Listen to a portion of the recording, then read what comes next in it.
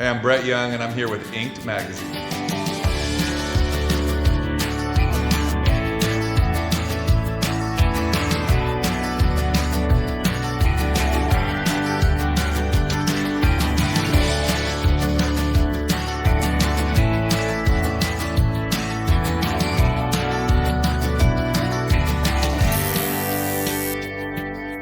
So my first tattoo was actually right here around the top of my left arm. I was a senior in high school, and I really wanted to get a crown of thorns. I grew up in the church. My dad's a pastor. I went to Christian school. Got a crown of thorns right around the same time Pamela Anderson started rocking the barbed wire. So you can imagine I have a couple cover-ups. That ended up being the first one. But at the time, I was really proud of it. Crown of thorns, left arm, nicknamed Pam on the high school baseball team. All good stuff. So I think my favorite tattoo is probably the first one I did with Bubba here. It was kind of the beginning of taking a few pieces that I already had and letting Bubba run with the idea of turning it all into one sleeve and one piece. And the first one that we did here was this Gibson guitar headstock to commemorate my first #1 record, which was Sleep Without You. We obviously changed the Gibson font here to Sleep Without You, put the date that it went #1, and then just kind of commemorated some more stuff coming from Southern California. This is the Ferris wheel from the Santa Monica Pier. It was just the beginning of kind of tying all of our future ideas into one sleeve. So it's meaningful because of the musical reference, but also just because it was the first time Bubba and I worked together and got started putting this piece together.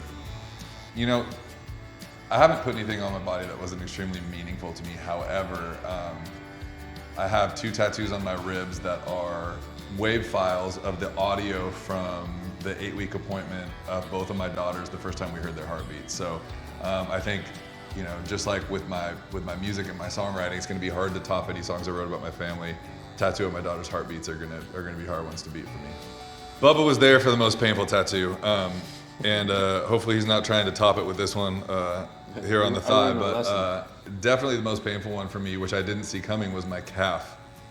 It's probably because of the size and sheer volume of it, but It wasn't your bicep? no, it wasn't. It wasn't. Wow. This one wasn't great. There's 1,000 lines in that. Yeah, this one wasn't great, especially since we split it up over 3 sessions in the same day. You meant pain-wise, not the tattoo. The tattoo is great. The pain wasn't that bad. The calf was just really painful. We have a mama bear and her 2 cubs on my left leg, and it's the first time I had to call it quits and finish on a different day. Not my proudest moment, but we got it done. It turned out great. Music-related tattoo.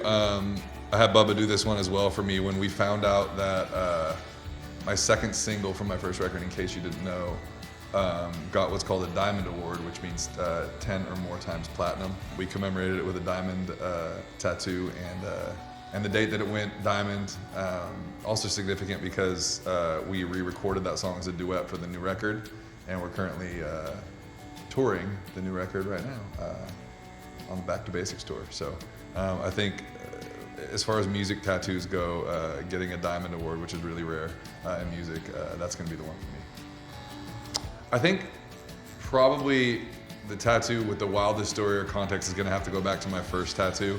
The reason for that is it was my first cover-up as well, and I ended up doing it on a TV show. It ended up being like a 20-hour day working with an incredibly talented tattoo artist that Bubba knows as well. And we ended up having to basically fix what was a crown of thorns that looked like and was called barbed wire all the time. And we ended up doing, the month before I moved to Nashville, we did the Nashville skyline over it. He did a great job and ended up working really well with the piece that Bubba built around it on this arm. My newest tattoo is actually the one that's getting work done to it right now. I got a Psalm Bible verse on my right quad when I was touring in Sydney, Australia this last year. Just about our children, offspring being a reward from God, and just another family reference. I love to tie as many of my tattoos to either my career, music, or my family, the 2 things that are kind of constants for me. So as far as future tattoos go, we're back to also the newest tattoo. We are in the middle of a future tattoo right now. I've asked Bubba to take the Bible verse about my children. He came up with a cool idea to take this picture that I wanted of my family and myself walking away from the camera holding hands and turn it into an old Polaroid. No plans for anything past this.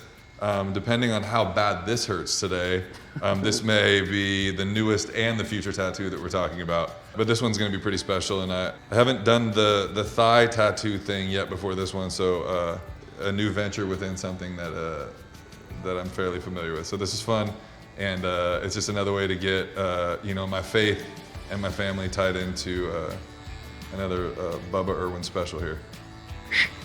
You know, I've worked with some really talented people, but it's rare, I think, with any walk of life, any trade, to find somebody that is so good at what they do that it's the reason that you stop working with anybody else. And that was when me and Bubba started working together. So other than, I do have this thing that probably pisses Bubba off a little bit, but I have this thing that I do like to get work done when I travel out of the country, just kind of like rather than buying magnets at the airport or what other, collecting seashells. I like to get tattoos when I go out of the country. So other than those rare occasions, Bubba's the best, and he's the only one that does work on this bod. I'm not, but thank you, and I'm also not ever gonna get mad at him for that. I like people that collect. I think it's awesome. I cry a little bit, and Just a little. He's fine. He's okay. It doesn't. Bubba's the best, and if I gotta choose, it's him every time.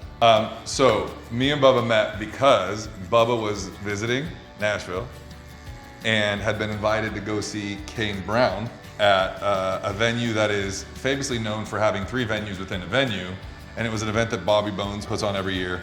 And he walked in and he made a left when he should have made a right. Grateful that he did. Because me and my band were dressed in Christmas onesies for a Halloween show, and he had never heard my music before, and he went, hey, I kind of dig this. And so he took his phone out because he knew he needed to double back and go find where Kane was playing. So he took his phone out real quick to Shazam, thinking this probably won't work. You can't Shazam like live music and figure out who the artist is. And to his surprise, it worked. He saved it. He reached out to me on social media, and the next time I was in the Phoenix area, we got together to actually work together. Slid in them DMs, boy. He slid in the DMs. Well, that's me and my tattoos. Big thank you to Inked and the Inked audience for sticking around. Listen to what I got to say.